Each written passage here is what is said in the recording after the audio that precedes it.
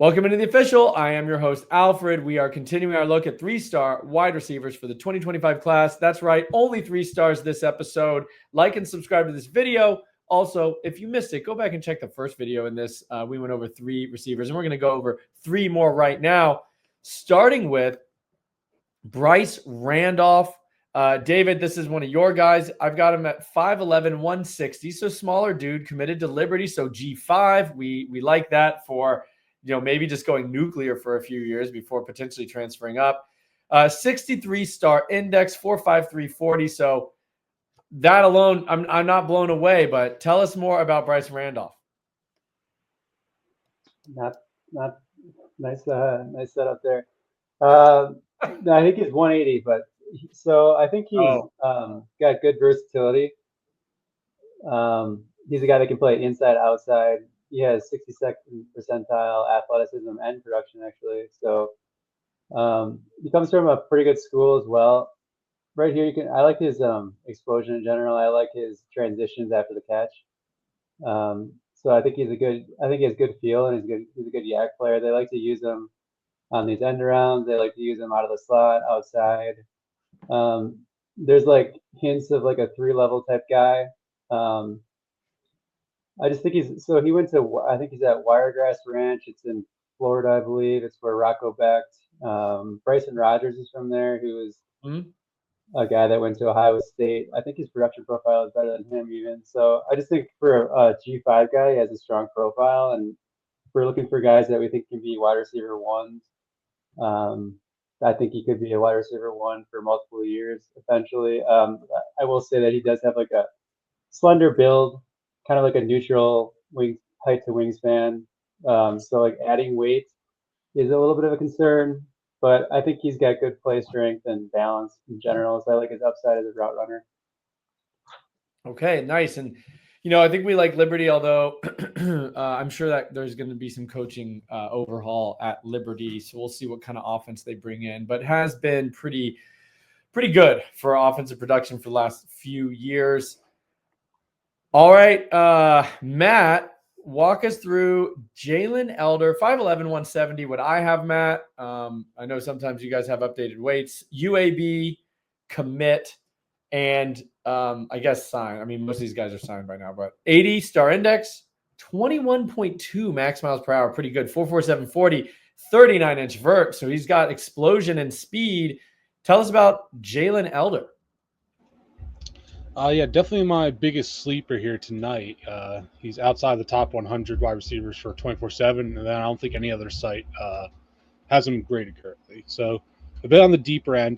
Playing out of Georgia, very, very highly productive player. 94 catches, 1,700 yards, 11 touchdowns, 18 per, and 72 yards per game, higher than their team's historical wide receiver 1 average. So, it's not just a scheme thing. He is doing much better than how they typically do there.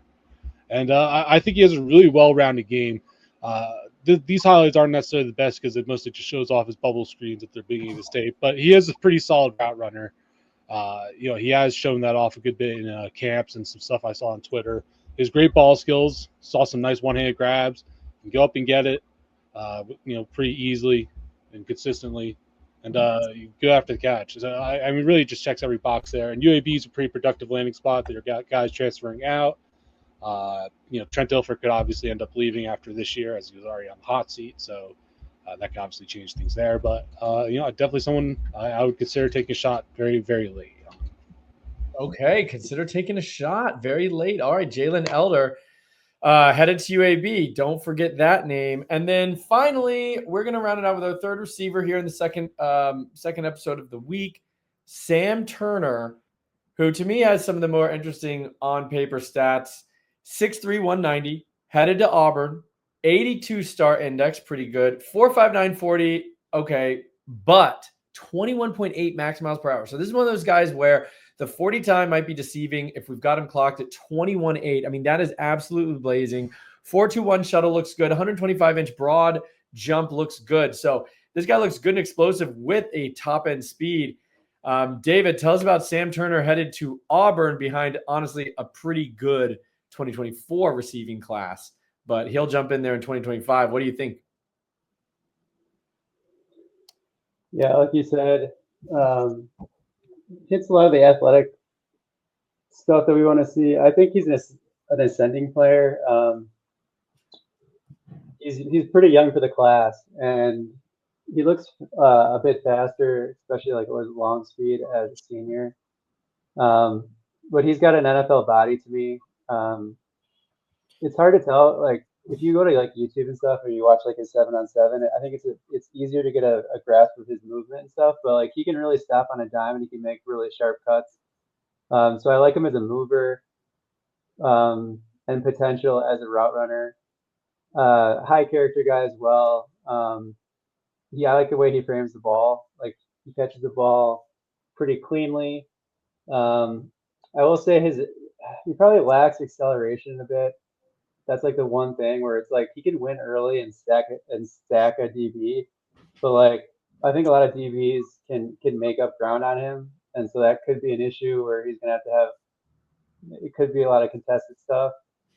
So that's my main concern. So I mean, he could have end up just being like a Brendan Rice type guy, where it's like he has all these athletic measurables on paper, and you're like, okay, this dude's like super athletic, and then like you watch him, and it's just like he can't quite separate. So, but and then he gets drafted in like 7th round, and he's just like he didn't do anything for us on the college side or NFL side. So that could definitely happen. But regardless, he's a name to know, and I think he's an ascending player.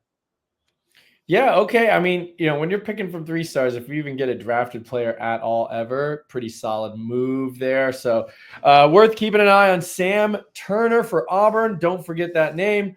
And then tune in for the 3rd iteration later this week, where we're going to put on, we're going to do just kind of a grab bag of some honorable mentions, fast-paced show. We're just going to throw out a bunch of names for you to probably circle to have on waiver wire speed dial as 2025 opens up. This has been The Official.